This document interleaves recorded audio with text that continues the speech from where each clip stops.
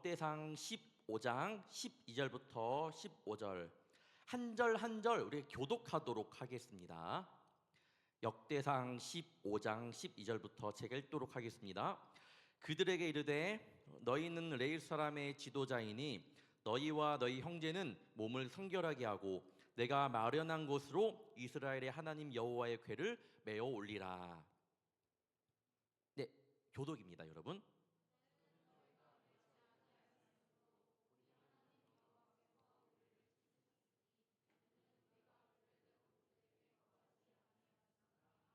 이에 제사장들과 레위 사람들이 이스라엘 하나님 여호와의 궤를 메고 올라가려 하여 몸을 성결하게 하고 레위 자손이 제 하나님의 궤를 꿰어 어깨에 매니라. 아멘. 오늘의 말씀의 주제는 실수를 인정할 줄 아는 사람입니다. 어릴 적 제가 어른들에게서 이런 이야기를 많이 들었습니다. 누군가와 다툼을 하면 먼저 뭐 하는 쪽이 이기는 거라고요? 사과하는 쪽. 다 들어봤죠, 여러분? 저만 들은 게 아니라. 그렇죠. 그런데 이 말은요, 제가 어릴 때 들었던 말 중에 이해 안 되는 말이 많이 있었는데 그 중에 한 개였습니다. 어떻게 먼저 사과하는 쪽이 이기는 거지? 사과하게 되면 내가 내 잘못을 인정하는 거잖아요. 그것이 이해가 안 되었습니다. 어릴 때야 그래도 결론은 내가 먼저 사과를 해야 되구나 그냥 머릿속으로만 알고 마음으로는 이해 못했는데 지금은 그 어른들의 속마음을 이해합니다. 사실 지금도 자신의 잘못과 실수를 인정하는 것이 쉽지 않습니다. 오히려 그 상황을 모면하려고 하고 거짓말을 하고 실수를 몰래 덮어버리는 경우도 우리 가운데 알게 모르게 조금씩 있습니다. 자신의 잘못을 인정하고 실수를 인정하는 것이 쉽지 않다라는 거예요. 특히 본인이 실수한 것을 알고 있는데 누군가 그 실수를 들춰냈다. 어떻게 해요? 불같이 화를 냅니다. 친구랑 뭐 싸울 정도가 아니라 정말로 서로 엄청나게 다툼뿐만 아니라 마음이 상하는 그런 경우도 있습니다. 작은 거에는 쉽게 인정할 수 있지만 큰 거에는 인정하기가 쉽지 않다라는 거죠. 그런데 오늘 말씀을 보면 자신의 큰 실수를 인정하며 나아가는 사람이 있습니다. 바로 다윗입니다. 오늘 언약궤의 이야기예요. 언약궤. 근데 언약궤의 이야기를 이해하기 위해서는요, 그 전반부부터 한번 쭉 봐야 되는데 제가 여러분에게 간단한 스토리를 이야기하려고 합니다.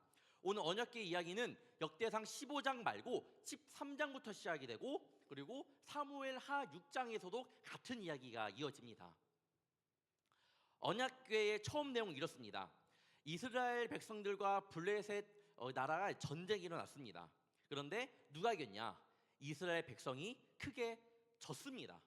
그러니까 이들이 뭘 생각을 하냐면 그러면 우리가 실로에서 언약궤를 가져오자. 하나님의 말씀이 담겨있는 언약궤를 가져오자 라고 이들은 생각한 거예요. 왜요? 가지고 오면 뭔가 하나님이 도와주실 것이라고 착각을 한 거죠. 그리고 이스라엘 백성들은 언약궤를 가져왔고 언약궤를 가져왔다는 소식만으로도 함성을 지릅니다. 너무나 좋은 거예요. 이제 이겼다 됐다 라고 했는데 결과는 어떻게 되냐? 결과를 말씀드리기 전에 블레셋 사람들은 그들이 소리치는 것을 들었습니다. 블레셋 사람들이 두려웠을까요? 두렵지 않았을까요? 처음에는 두려웠습니다. 왜? 이들에게 하나님은 소문이 퍼져 있었습니다. 어떤 소문? 출애굽시킨 하나님. 그 출애굽 사건이 엄청난 사건이었거든요. 그러니까 많은 열방들에게 소문이 났고 블레셋 사람들도 하나님은 그런 하나님이시구나라는 것을 알고 있었기 때문에 그런데 그 하나님의 언약궤가 지금 이스라엘 백성들 지령 안에 들어왔어? 이거는 뭐 게임 끝이에요. 그러니까 블레셋 사람들이 굉장히 두려워했습니다. 하지만 전쟁의 결과는 사무엘상 4장 10절 11절입니다. 블레셋 사람들이 쳤더니 이스라엘이 패하여 각기 장막으로 도망하였고 살육이 심히 커서 이스라엘 보병에 엎드러진 자가 3만 명이었으며 하나님의 궤는 빼앗겼고 엘리의 두 아들 홈니와 비나스는 죽임을 당하였더라. 제가 처음에 블레셋과 이스라엘 백성들이 전쟁을 했다고 했죠. 처음에 이스라엘 백성이 졌습니다. 그래서 언약궤를 가져왔는데 처음 이 전투에 보면요, 이스라엘 백성들이 몇 명을 잃느냐, 목숨을 잃었느냐? 4천 명이라고 합니다. 그런데 언약궤를 가지고 왔는데 몇 명 잃었어요? 3만 명. 여러분 잘 봐야 돼요. 3만 명이나 죽었다고 말씀합니다. 이제 블레셋 사람들이 너무나도 기쁜 거예요. 그래서 이 언약궤를 자신의 나라에 가져왔습니다. 그런데 어떤 일이 일어나냐? 그 언약궤가 있는 곳곳마다 우상이 모가지가 이렇게 잘려 나갑니다. 두 동강이 나버리는 거예요. 큰 환란이 있고요. 독한 종기가 언약궤 있는 곳만 막 일어나는 거예요. 이상하다. 이게 뭐지? 라고 생각했겠죠. 그러면서 이게 언약궤인 것 같다.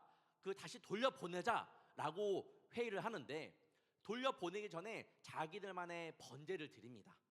네, 왜냐하면 거기서 어떤 사람이 그냥 돌려보내면 안 되고 번제를 드린 다음에 돌려보내려고 하거든요. 그래서 이들만의 얘들이 번제물로 드린 게 뭐냐면 금쥐 그리고 독종의 형상을 담은 상자를 수레에 같이 넣어서 보냅니다. 언약궤랑 금으로 만든 쥐, 독종으로 만든 형상을 담은 만든 거겠죠. 그런 것들 언약궤랑 같이 넣어서 암소의 그 수레를 싣거든요. 거기 싣고 보냅니다. 보낼 때 어떻게 보내냐?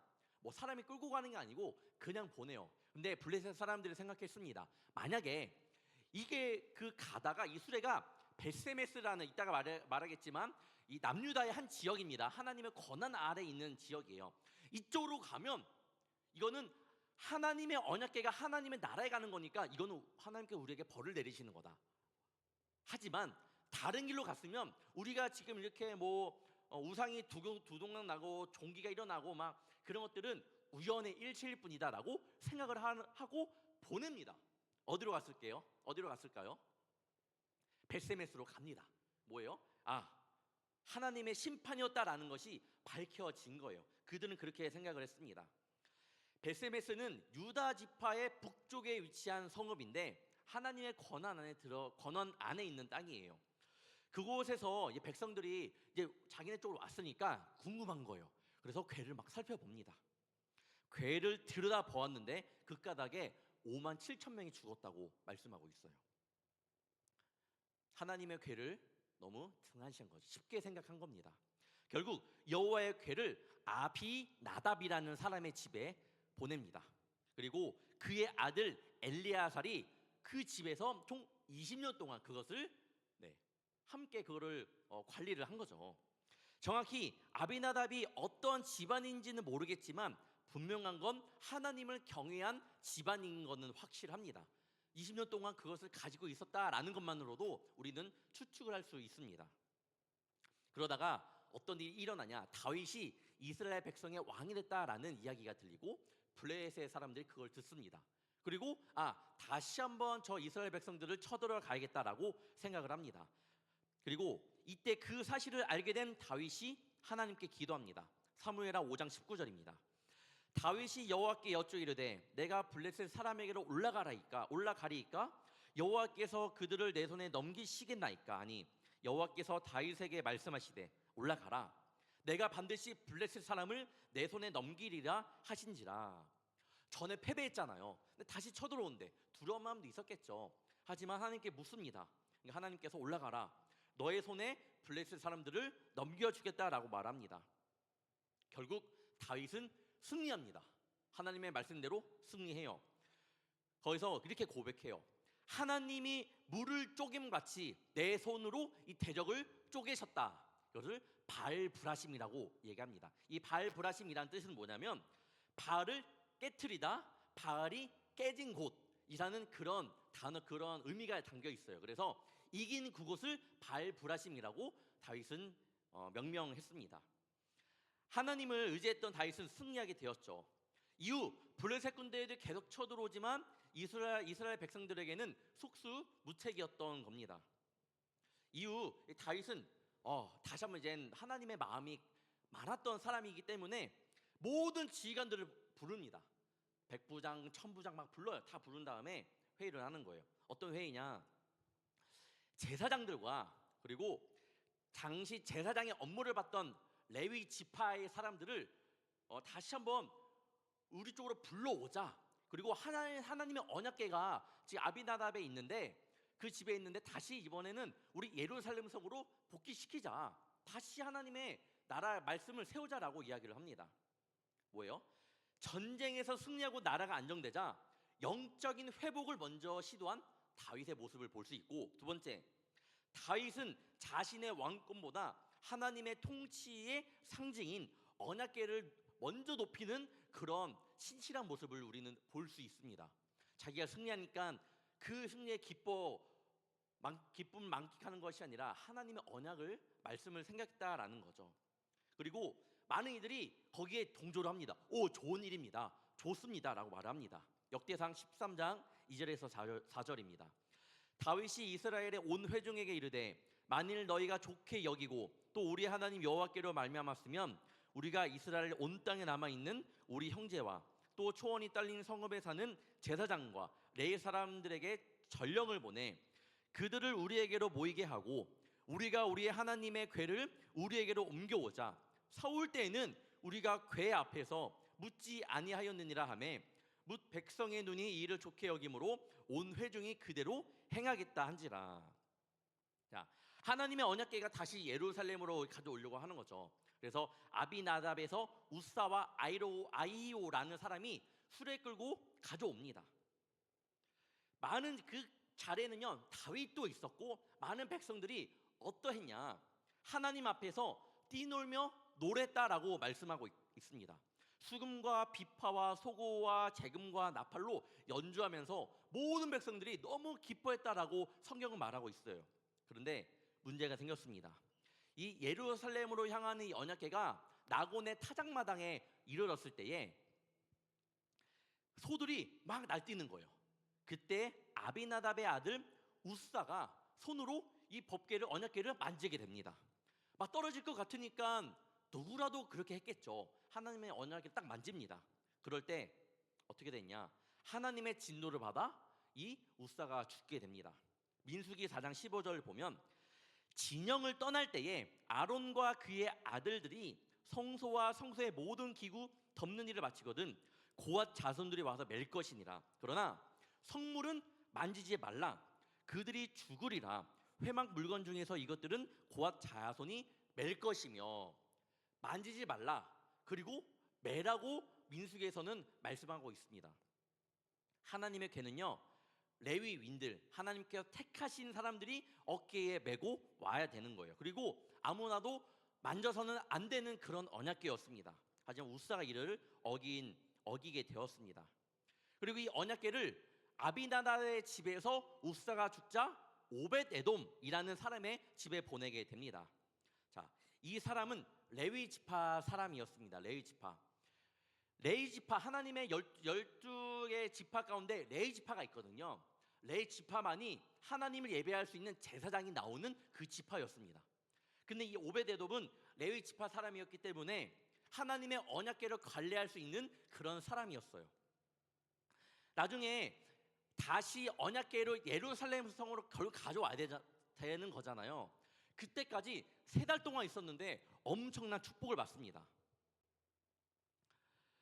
그리고 이 얼마나 축복이었냐, 한번 역대상 13장 14절 보기를 원합니다. 하나님의 궤가 오벳에돔의 집에서 그의 가족과 함께 석 달을 있으니라. 여호와께서 오벳에돔의 집과 그의 모든 소유에 복을 내리셨더라. 하나님의 언약궤만 있었을 뿐인데 축복을 받았습니다. 자, 유대 역사가 요세푸스라고 여러분은 알 겁니다. 이 요세푸스의 이야기를 보면 성경에 우리에게 적혀져 있지 않은 디테일한 그런 역사를 볼 수 있는데, 요세푸스가 말하길 이 오벳에돔의 집은 굉장히 가난했는데 갑자기 짧은 시간 동안 큰 부자가 되었다라고까지 이야기를 하고 있습니다. 오벳에돔의 축복은 잠깐의 축복이 아니에요. 잠깐 부자가 확 된 게 아니에요. 뭐 주식이나 로또에서 확 뭐 된 게 아닙니다. 하나님의 축복은 계속적으로 이어졌습니다. 그의 집안 사람들, 형제, 아들, 후손들이 큰 축복을 받았는데, 즉 언약궤를 지키는 문지기 역할을 하게 되는 나중에 그 역사를 보면 됩니다. 역대상을 조금 읽다 보면 다윗이 이제 죽기 전에 성전을 건축해야겠다라고 마음을 짓는 것은 우리 여러분이 알 거예요. 죽기 전에 이제 성전을 하나님을 모시는, 하나님을 예배드리는 성전을 만들자 했는데, 그러니까 어떻게 해요? 이 하나님의 그 언약궤와 하나님의 성전의 기물들을 가져다가 건축한 성에 들여야 한다고 지시를 합니다. 당연히 이 성전은 레위지파 사람들이 관리를 했기 때문에 역대상 23장부터 보면 레위지파 사람들이 하는 일들과 그 일들을 누가 맡았는지에 대해 막 정리한 말씀이 있어요. 이제 성전을 건축해야 되는 거니까 성전에 레위지파 사람들 들어가야 되는데 그냥 들어오십시오라고 하는 것이 아니라 레위지파는 누구고 그리고 이 사람들 뭘 맡았고 다 이렇게 기록을 해놨거든요. 그때 성전의 문지기를 감당하는 사람 가운데 그 가문 가운데 오벳에돔의 집안이 나옵니다. 역대상 26장 8절입니다. 이는 다 오벳에돔의 자손이라.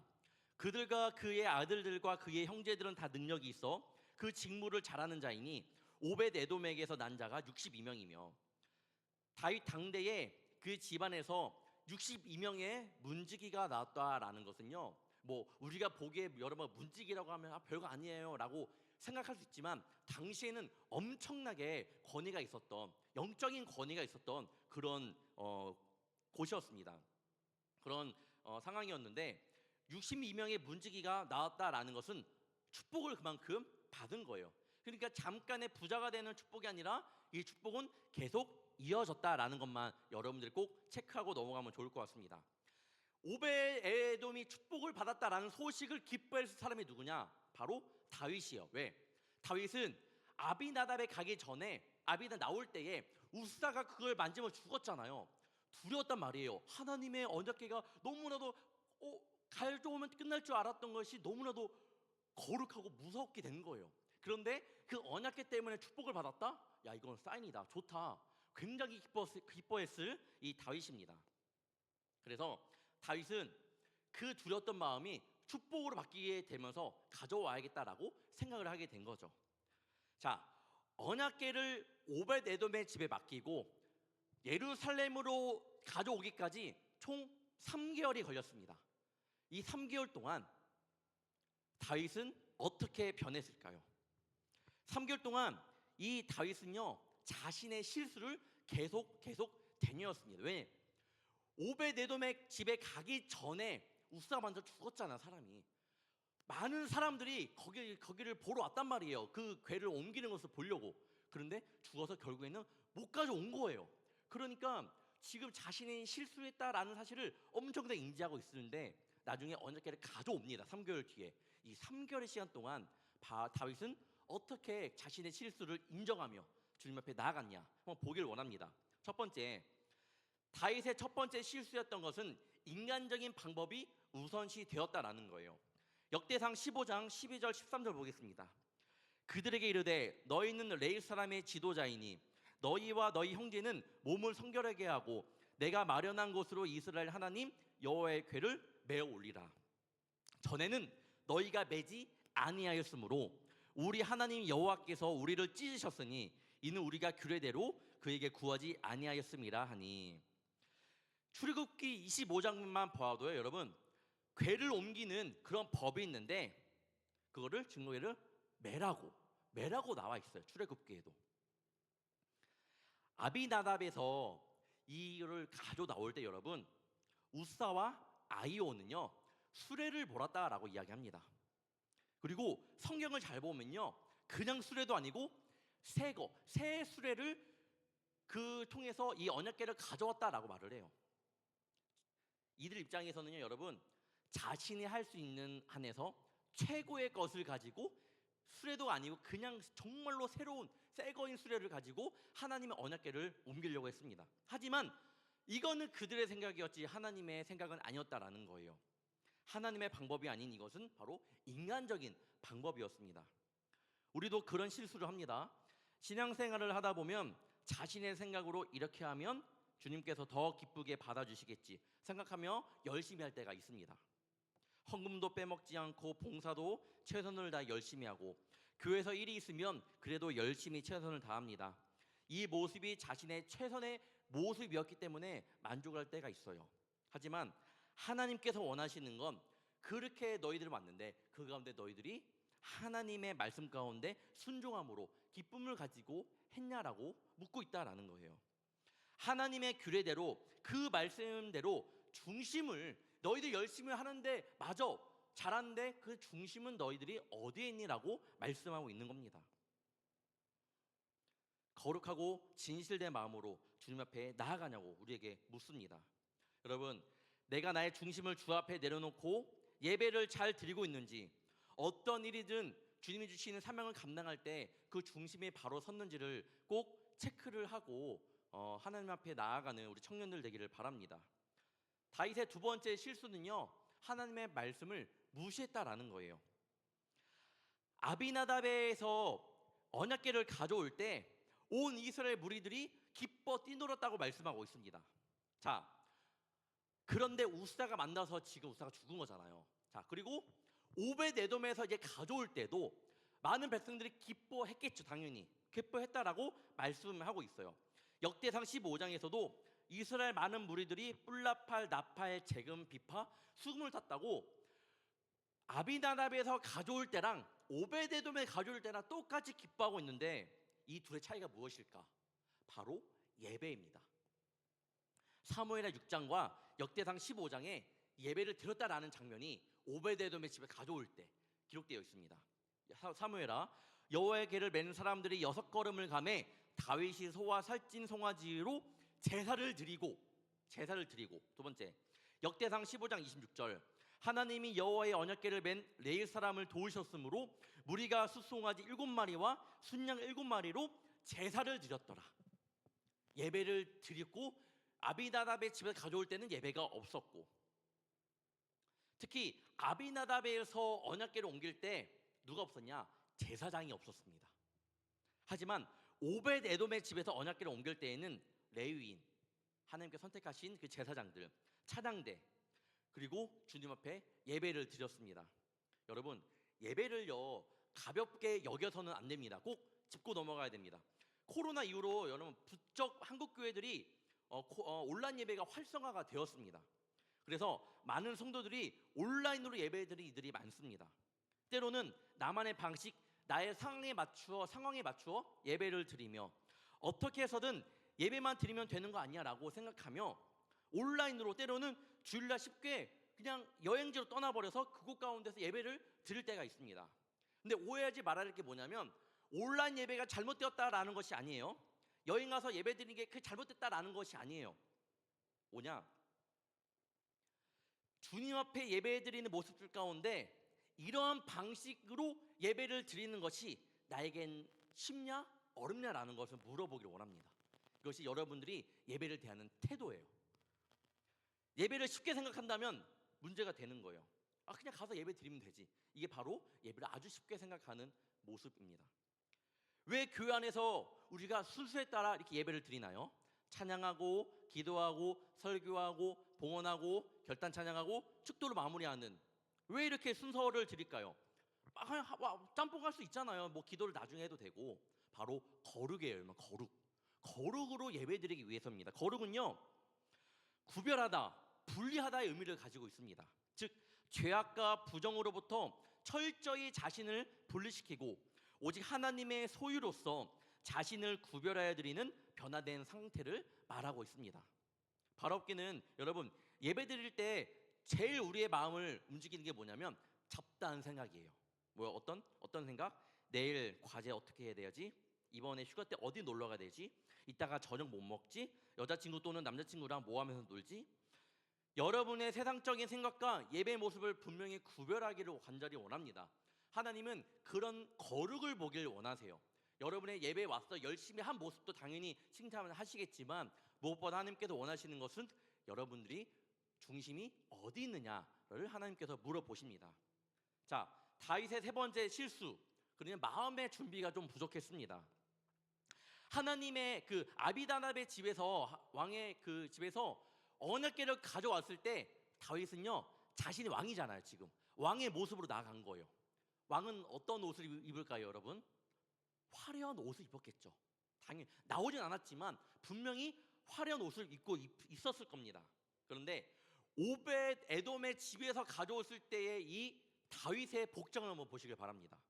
역대상 15장 27절 다윗과 및 궤를 맨 레일 사람과 노래하는 자와 그의 우두머리 그냐냐와 모든 노래하는 자도 다 세마포 겉옷을 입었으며 다윗은 또 베옷을 입었고.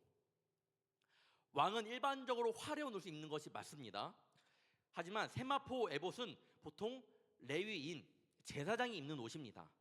즉 다윗이 베옷을 입었다라는 것은요, 하나님 앞에서 나는 한 사람의 종입니다. 자신을 낮춤으로 이 시간은 하나님 앞에 선 왕이 아닌 하나님 앞에 선 낮은 자의 모습으로 주님 앞에 서는 모습으로 섰다라는 거예요. 세마포는 성경에서 정결함을 뜻합니다. 거룩함을 뜻하고 있습니다. 궤를 운반할 때는 백성 레인 모두 성결을 준비해야 됐고, 다윗 역시 이 예배의 정결함을 옷을 입음으로써 마음의 준비를 그렇게 했던 겁니다. 다윗은 하나님이 진짜 왕이심을 고백하며 어떻게 하나요? 춤을 춥니다. 여러분 그 찬양 알죠? 다윗처럼 춤을 추면서 그 찬양 알 텐데, 그때 뭐 막 몸을 막 미친 듯이 춤을 막 추는 것도 뭐 그런 생각이 날 때가 있습니다. 예전에도 그 노래하면서 찬양 부르면서 엄청 막 신나게 춤췄던 율동했던 뭐 기억이 나는데, 다윗이 이렇게 왕임에도 불구하고 많은 사람들이 보고 있음에도 불구하고 눈치 보지 않고 열심히 춤을 췄다라고 이야기하고 있어요. 이를 본 사울의 딸 미갈이 그 모습을 보고 업신여겼다라고 말할 정도예요. 그만큼 뭐예요? 다윗은 눈치 보지 않고 하나님만을 바라보며 자신의 중심이 주님께 드려져 있으니까 눈치 보지 않고 춤을 췄다라는 거예요. 6월 13일 금요일 여러분 큐티 한 청년 있습니까? 6월 13일 거기에 다윗을 이렇게 표현합니다. 다윗은 실수하지 않는 사람이 아니라 실수를 인정하고 행동을 수정하는 사람이었습니다. 저는 말씀 큐티를 묵상하면서 너무 감동받은 거예요. 실수를 나 실수 안 했어라고 한 것이 아니라 이 3개월 동안 나 실수했어. 왕이지만 실수 인정. 나 하나님 앞에 바뀔 거야. 라고 해서 이것을 실수 인정하고 행동을 수정한 사람이 바로 다윗이었습니다. 실수를 인정합니다. 결국 그 실수의 인정은요, 자신의 성장의 밑거름이 되었던 겁니다. 살다 보면 여러분 주님 앞에 실수 안 하는 사람이 어디 있습니까? 여러분 다 할 거예요. 그리고 저 또한 합니다. 실수를 해요. 하지만 거기서 끝나는 청년과 거기서 회개하며 주님 앞에 올바른 모습으로 서지 못했음을 회개합니다. 저의 잘못된 모습, 실수를 인정하며 나아갑니다. 라고 하는 사람과는요, 하늘과 땅의 차이입니다. 여러분 별거 아닌 것 같지만 회개하고 회개 안 한 거의 차이인 것 같지만 엄청나게 커요. 이번에 우리 수련회 주제 말씀이 뭐냐면, 제가 처음에는 말씀이 빠지다, 말씀에 빠지다. 말씀이 빠지다, 말씀에 빠지다. 뭔 차이예요? 조사 차이예요. 에. 근데 엄청난 차이입니다. 여러분 우리 신앙 가운데도 이런 것들이 너무나도 많아요. 그래서 기도하는 마음으로 준비하면서 이번 수련회를 그렇게 준비했습니다. 알게 모르게 쉽게 생각했지만 그것이 여러분을 죽이고 있다라는 거. 여러분 실수를 인정하고 주님 앞에 잘못을 인정하고 나가는 우리 청년들 되기를 바랍니다. 이거는요 분명히 말씀드리지만 여러분 혼자 힘으로 안 돼요. 내가 힘으로 절대 안 됩니다. 기도해야 돼요. 기도해야 됩니다. 하나님께 이 시간 우리 함께 결단 찬양도 하며 나아가면서 주님 나의 잘못을 인정합니다. 나의 실수를 인정합니다. 그 마음 다시 한번 바뀌어 주세요. 바꿀 수 있도록 나와 함께 달라고, 그런 마음으로 주님 앞에 서기를 원한다는 마음으로 찬양과 우리 결단하는 시간이 되기를 원합니다. 기도하겠습니다. 사랑의 주님, 누구나 실수할 수 있음을 압니다. 누구나 원치 않지만 주님의 마음을 아프게 할 때가 있습니다. 그렇지만 그렇다고 누구나 회개하지는 않음을 또 압니다. 우리 청년들 주님 앞에 실수한 것이 생각나거든 회개할 수 있도록 이끌어 주시며, 주님 앞에 잘못이 생각나거든 그 잘못이 반복되지 않도록 성령께서 붙들어 주옵소서. 그리하여 인간적인 방법이 아닌 하나님의 방법으로 청년들의 인생을 주관하여 주시며 주님의 말씀 가운데 순종하게 하시며 늘 주님 앞에서는 그 마음이 단단해져 하나님 보시기에 칭찬받을 만한 자녀로 또는 거룩한 자녀로 성숙되게 하여 주옵소서. 이번 한 주도 살아갈 때에 청년들의 지경을 넓혀 주시며 나는 알 수 없지만 하나님의 원대한 계획으로 청년들을 사용하여 주시며 똑같은 삶, 지루한 삶이라고 생각하지 아니하고 이 모든 것들이 하나님이 나를 이전보다 더 거룩하게 쓰시기 위한 하나님의 계획임을 알게 하사 늘 기쁨으로 하루하루를 맞이하게 하여 주옵소서. 성령께서 언제나 우리 청년들 한 명 한 명과 함께하여 주실 줄 믿사오며 살아계신 예수님의 이름으로 간절히 기도옵나이다. 아멘.